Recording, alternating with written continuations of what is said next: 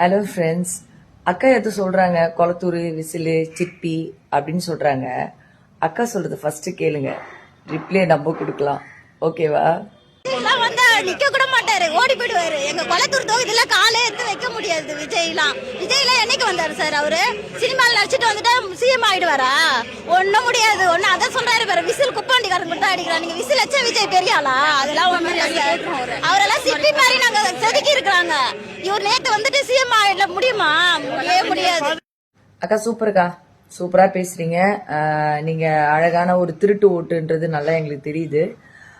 அக்கா நீங்க சொன்னீங்களேக்கா, கொளத்தூர்ல வந்து 90% உங்க டிஎம்கேக்கு கள்ள ஓட்டு இருக்குக்கா. ஸோ அது எங்க எல்லாருக்குமே தெரியும். அந்த தொகுதியிலலாம் வரவே முடியாது, நிக்க முடியாதுன்னா நீங்க சொல்லக்கூடாது, புரியுதாக்கா? ரோடு நீங்க வாங்கினது இல்ல.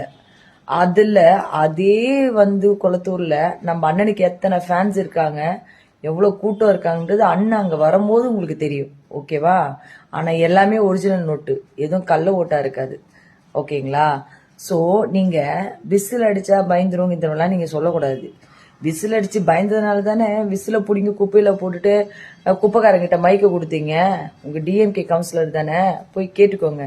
சிற்பின்னு சொன்னீங்களா, அந்த செஞ்சு வச்ச சிற்பி இனிமே நாங்க தான் தரமட்டமா ஆக்க போறோம். சரியாக்கா? நல்லா பேசுறீங்க, சூப்பர்.